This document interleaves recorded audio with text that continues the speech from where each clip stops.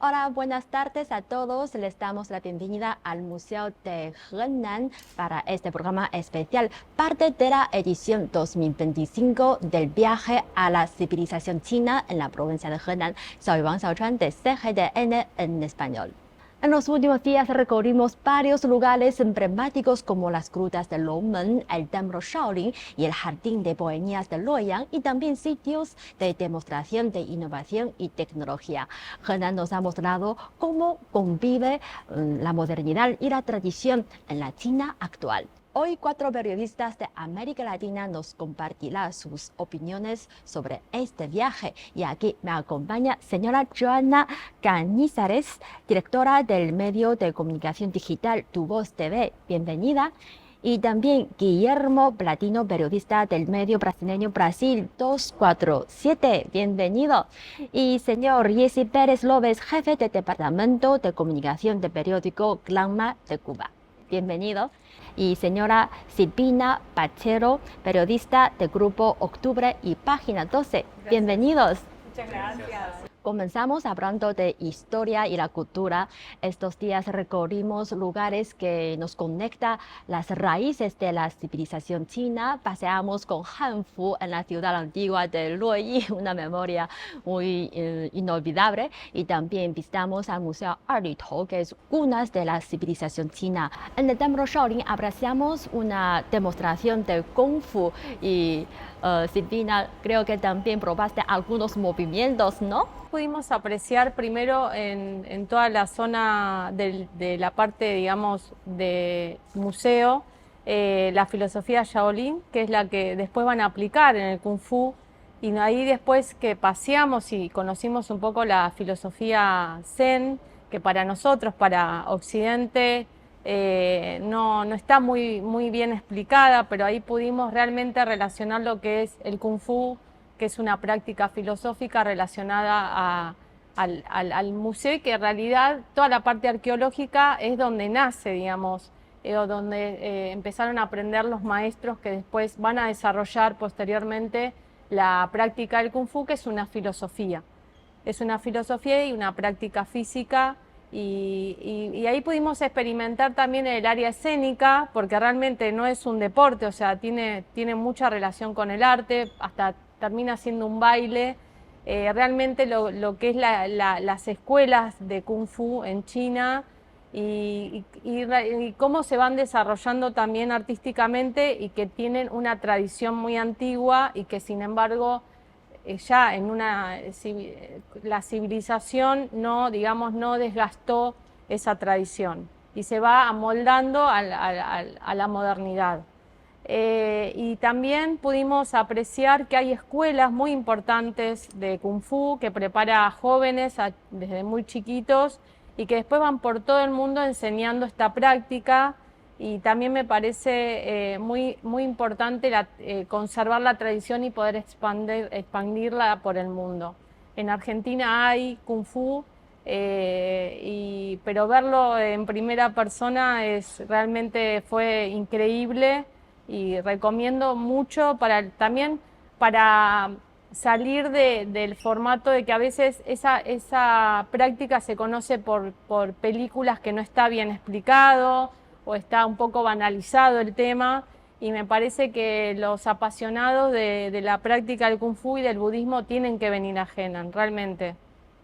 Y la filosofía del Kung Fu de Shaolin es transmitir valor a través de artes marciales. Y Jessie, ¿qué sentido crees que puede tener esa idea en un mundo tan diverso y global como el actual? Estamos hablando de una tradición milenaria que es capaz de transmitir valores y de establecer diálogos, y eso esencialmente es un proceso de comunicación. Y para mí fue extremadamente revelador, porque no soy un especialista, acudir allí y poder conocer de primera mano en los intercambios que tuvimos cuál es la esencia de esa comunicación, de esa transmisión de valores que está asociada al Kung Fu, porque ciertamente es el camino para el éxito y es el camino para el desarrollo. Por tanto, si logramos establecer los paradigmas que provengan de una tradición tan milenaria como esa y extenderlos hacia la modernidad y entender las formas de diálogo, las formas de defendernos sin un enfoque agresivo, de poder mantener nuestros espacios y de por encima de cualquier elemento, pues establecer nexos, tender puentes como prioridad fundamental. Pienso que es muy útil para el contexto actual y pienso que a nivel global, a nivel internacional, también puede aportar soluciones para los desafíos que tenemos en la actualidad. Y en la ciudad de Luoyi, la antigua ciudad, todos probamos vestidos tradicionales de China, que es Hanfu, ¿sí? Y Joana, estabas muy lindas con Hanfu. Y he escuchado los turistas lugareños dicen que, parecía salir de una pintura. ¿Y cómo fue tu experiencia? Fue realmente maravilloso, me sentí parte de la historia, parte de la tradición, vivir ese orgullo por sus costumbres me atrapó, me enamoró, tomarme la foto con las personas, porque obviamente nuestros rasgos son distintos vistiendo este atuendo que me decían en la tienda que pertenece a una reina. Entonces me sentí una reina, pude vivir, palpar, sentir esa experiencia maravillosa con el maquillaje, cada detalle, cada color, cada diseño me transportaron a través de un umbral. Sentí que estaba en el presente, crucé una puerta y me trasladé al pasado. Viví la historia que fue maravillosa y más que todo sentí ese orgullo, esa identidad de todo lo que ustedes tienen, esa tradición, lo antiguo, las costumbres, el honor, el respeto, el amor, cómo conectan absolutamente todo para sentir esa identidad china. Eso me pareció maravilloso. Me encantaría que en Ecuador nos sintiéramos de esa manera cada vez que usamos un traje indígena o un traje de la costa, a la región a la que yo pertenezco, y que sea un orgullo nacional. Porque imagínate, yo vengo desde tan lejos, desde Ecuador, en Latinoamérica, y me sentí parte de ustedes y me emocioné un montón de ver lo que ustedes tienen. Así que me encantaría sentir ese orgullo allá en el Ecuador. Deberíamos tener más ese deseo, ese sentido que conecta con nuestro pasado, con nuestra historia y compartirlo con todo el mundo. Muchas gracias. También estoy muy contenta de ver que ustedes aman la cultura china. Y sabes, en el caso de Guillermo es un poco diferente. Ya es su segunda vez en China. ¿Qué te trajo otra vez de vuelta? Bueno, China me encantó desde mi primera vez acá. Para mí, toda la modernización, seguridad, desarrollo y también aspectos tradicionales, culturales.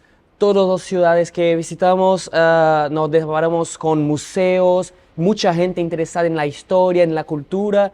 Entonces, cuando me invitaron a participar en el mismo programa que estamos todos ahora acá en China en 2025, acepté de una. Así que es un inmenso placer estar aquí otra vez. Y ya conociste a Henan. En comparación con otras regiones de China, ¿qué te llamó la atención sobre cómo se preserva el patrimonio y se impulsa el turismo cultural aquí? Bueno, creo que Hunan no se puede comparar con ningún otro lugar, con otras ciudades, provincias, porque es justo en Henan donde tenemos las orígenes de la civilización china y eso es algo importantísimo. Siempre que alguien empieza a leer un libro de la historia china, puede ver que, bueno, Luoyang, Yu el Grande, y todo se empezó hace 4 o 5 mil años y esta es una región clave. Así que tiene una tradición que no se puede encontrar en casi ninguna otra parte del mundo. Entonces, me conmueve mucho ver que Henan valora eso, porque en Brasil también tenemos muchos lugares importantes con personas importantes de la historia, pero no sentimos la misma identificación. No se puede sentir que aquella ciudad es una ciudad con mucha historia. Y aquí siempre, en todas las partes que vamos, tiene una arquitectura, una identidad muy, muy impresionante. Así que eso es un diferencial de Henan. Y también, claro, la modernización. Visitamos fábricas de automóviles, nuevas energías, y sabemos que hay planes de desarrollar fábricas inmensas que no se pueden comparar con ninguna otra del mundo. Así que se nota que esa es una provincia que mezcla un cliché que es de la modernización, desarrollo, pero también la tradición. Hay una modernidad, pero también hay historia.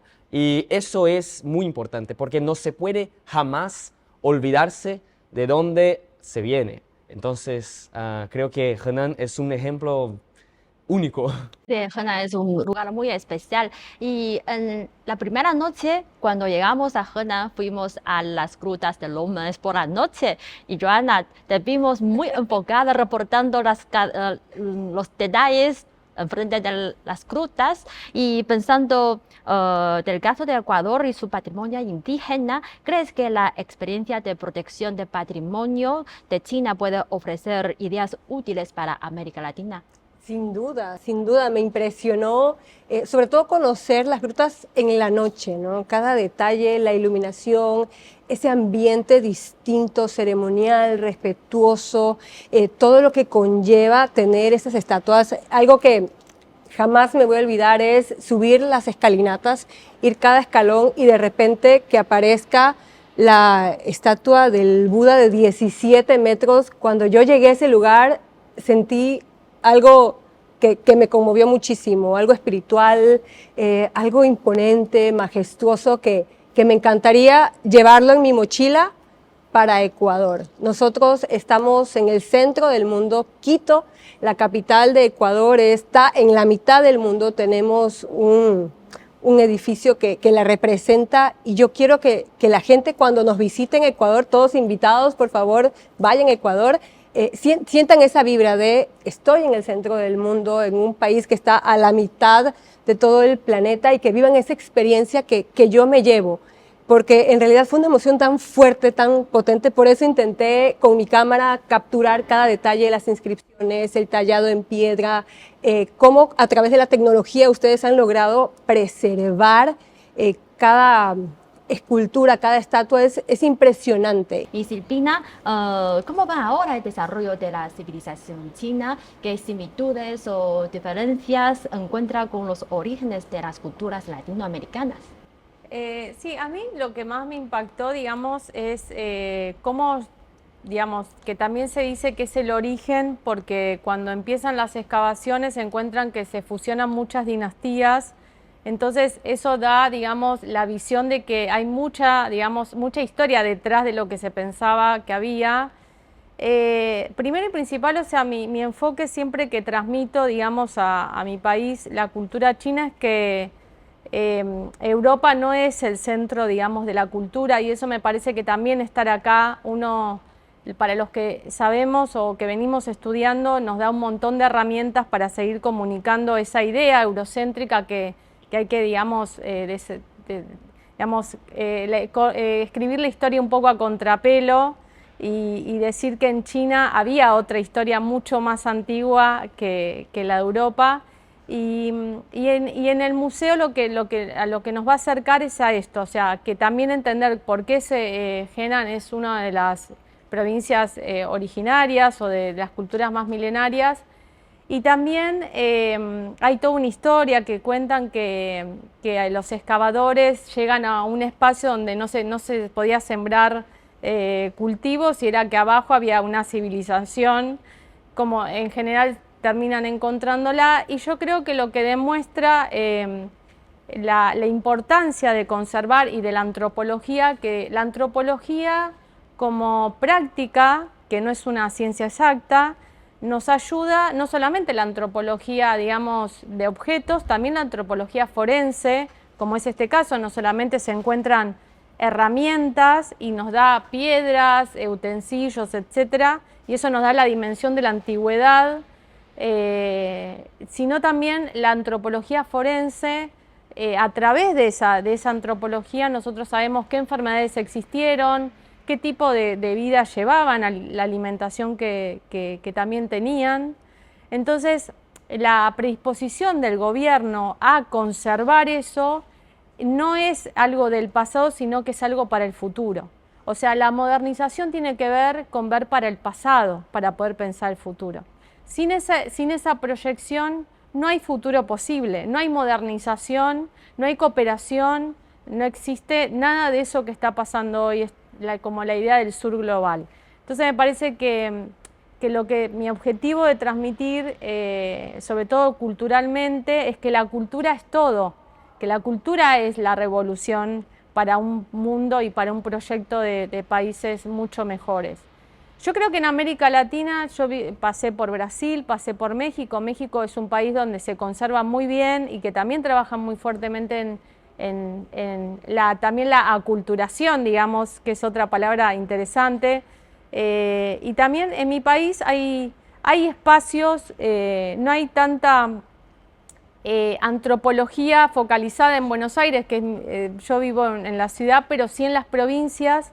Hay mucha antropología trabajando, siempre un poco silenciosamente, pero cuando uno visita las provincias siempre hay museos de sitio, espacios donde se puede visitar y siempre hay un descubrimiento nuevo. Argentina tiene uno de los equipos de antropología más importantes del mundo, no solo forenses, sino también de trabajos arqueológicos. Y creo que América Latina tiene que ver a China en esta proyección del pasado hacia el futuro y también como decía el compañero, cómo se incorpora la tecnología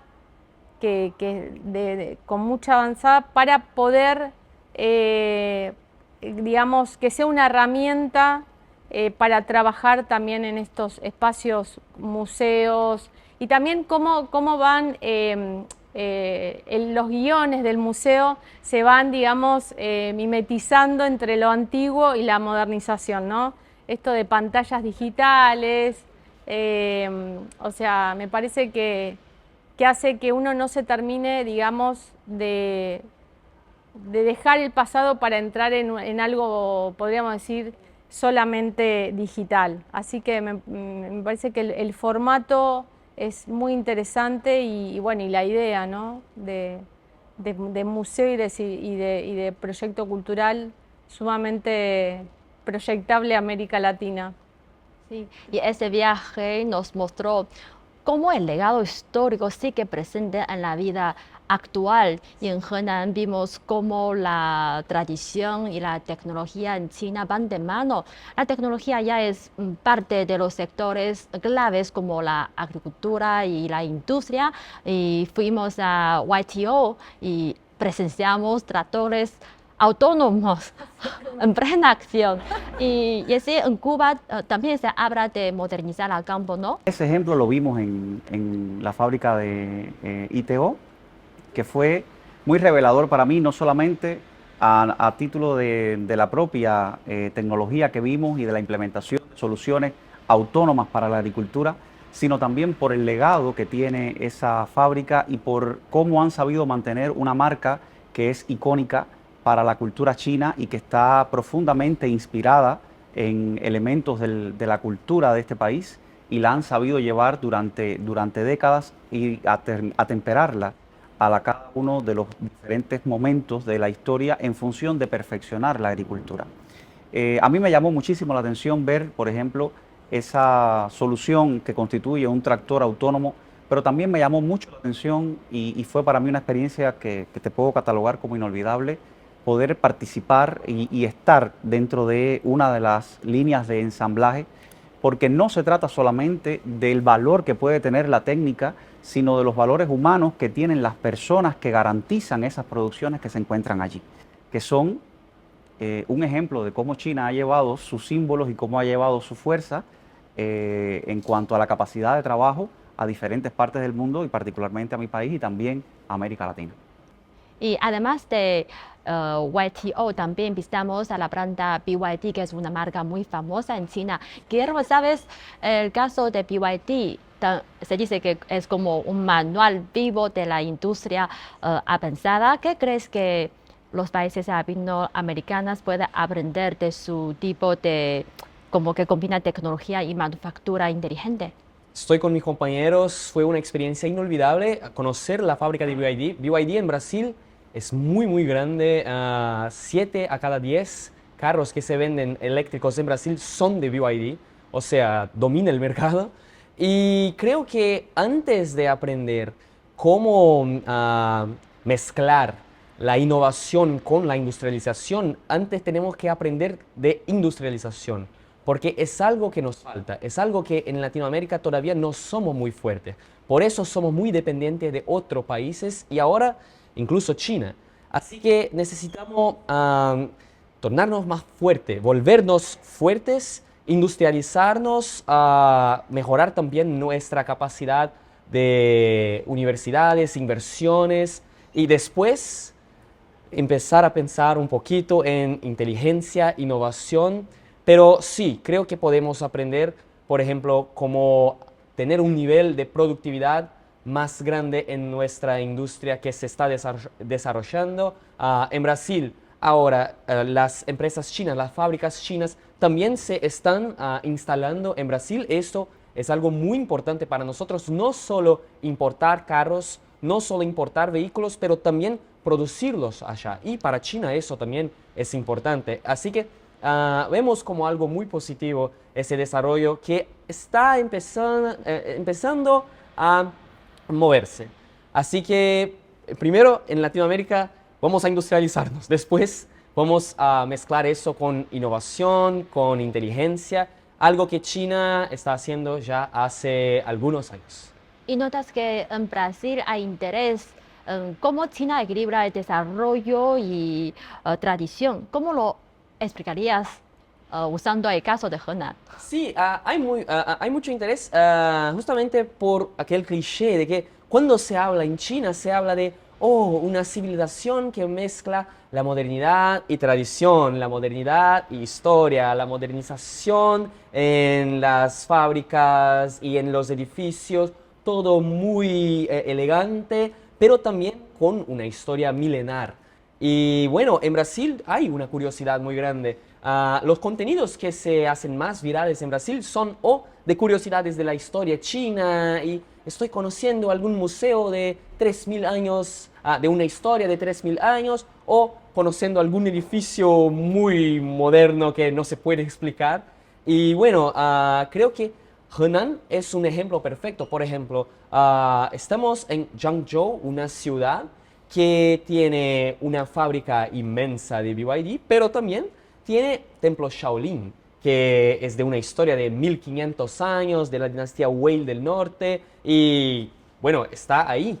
Su historia sigue con dificultades en todos estos años, porque claro, muchas dinastías se pasaron, cambios políticos, pero ahí está. Y podemos visitarlo, podemos conocerlo, podemos conversar con los monjes, las artes marciales la vivimos ahí. Entonces creo que Hunan es un ejemplo perfecto porque tiene una historia incomparable, pero también ahora es uno de los hubs de modernización en China, con conexiones de China para China y también de China para otros continentes. Así que es un ejemplo y creo que una ciudad que los otros países necesitan verla con más atención para el futuro porque es un interesante ejemplo. Y Jesse, según su observación, ¿qué aprendizajes ves que Latinoamérica en la forma que China impulsa las energías limpias y su integración industrial? Hay un punto que quisiera señalar, que es la existencia de un modelo. O sea, cuando hablamos de ese impulso a las energías limpias o a las nuevas energías, que es un término que aquí se emplea con mucha fuerza y es una prioridad también de gobierno definida así en los diferentes planes existentes, no estamos hablando solamente de la implementación de una tecnología, sino que estamos hablando del diseño de un modelo propio de China que está basado en diferentes aspectos. Uno de ellos, por ejemplo, ya lo hablaba, es la prioridad gubernamental a la implementación de este tipo de soluciones. O sea, no estaríamos viendo el desarrollo de la energía solar fotovoltaica o el desarrollo de energía eólica o el desarrollo de vehículos de nueva energía si no hubiese una voluntad gubernamental y una planeación en función de lograr ese resultado. Pero también hay algo que tiene que ver con una prioridad que a mí me parece esencial, sobre todo para los países del sur global, que es la soberanía tecnológica. El desarrollo de ese modelo para la implementación de las nuevas energías o de las energías renovables debe partir de conceptos de soberanía tecnológica que nos permitan implementar y que nos permitan establecer alianzas que garanticen que una vez que tengamos la técnica, esa técnica y esas soluciones vayan a ser sostenibles en el tiempo a partir de la existencia de soberanía en los diferentes países que la implementen. Y también, por supuesto, estableciendo, creando nexos, alianzas para lograrlo.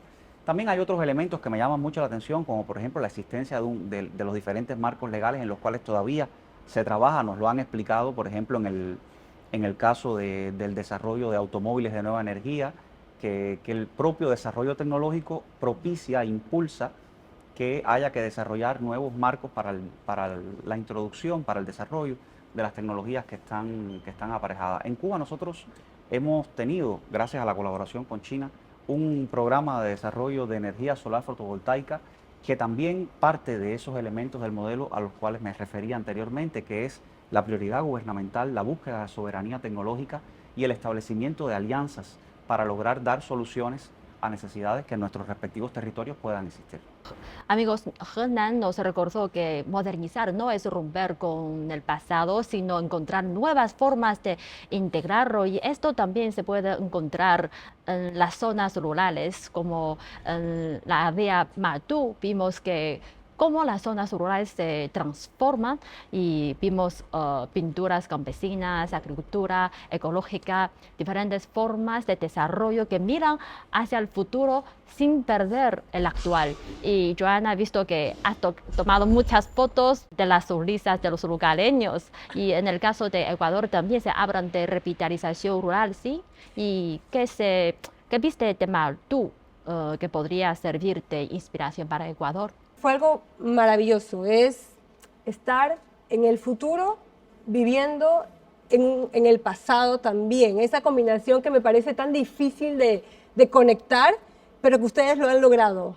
Lo han logrado tan bien que a mí me encantaría que en Ecuador pudiéramos conseguir este objetivo, que es un desafío, que es un reto, sobre todo porque los jóvenes quieren vivir a prisa, quieren vivir en el futuro, pero el pasado es importantísimo, es lo que nos trajo hasta acá, es quienes somos, son nuestras raíces, nuestra identidad, y eso me parece maravilloso, estas características que tiene China en general, desde que bajamos del avión y ver a una Beijing moderna, con rascacielos, digitalizada, y de repente estar en una aldea como estuvimos hoy y conectar con el pasado, han hecho que China sea eterna, así que quiero conseguirlo para Ecuador también.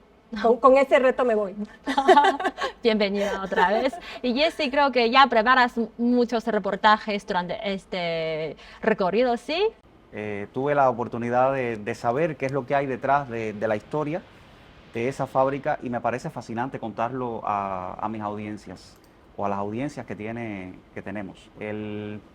Ahorita cuando Silvina hablaba del templo de Shaolin, nosotros también tenemos la práctica inspirada en de esas artes marciales en Cuba. Compartimos también tradiciones de ese tipo, y sé que se establecen nexos, y se han establecido nexos. Tenemos que personas que han ido aquí y allá y personas que han venido allá acá. Indiscutiblemente vamos a hablar también de tecnología, vamos a hablar de ese desarrollo que vimos y de esas soluciones que vimos implementadas para los vehículos de nueva energía, y también del patrimonio, que son, por decirlo de alguna manera, los elementos fundamentales que han caracterizado este viaje a Henan. Y Silvina, si tuviera que recomendar Henan a tus lectores en una sola frase, ¿qué dirías? Bueno, civilización y modernidad sería como... Es muy chico, pero realmente es lo que se encuentra acá. Y creo que la gente cuando viaja necesita eso. O sea, encontrarse con el pasado, porque cuando uno va a países tan significativos, necesita conocer la historia, pero también, sobre todo de China, que hoy sabemos que son la potencia y son todo, digamos, en lo que tiene que ver con lo tecnológico, con la inteligencia artificial, con la modernización, también se quieren encontrar con eso, y creo que acá lo van a encontrar. Muchas gracias por la conversación. Pues amigos, Henan nos mostró una combinación de futuro y del pasado. Ojalá que este diálogo ayude a seguir acercando a China y América Latina. Y ahora despedimos desde el Museo de Henan. Muchas gracias por tu compañía y hasta la próxima.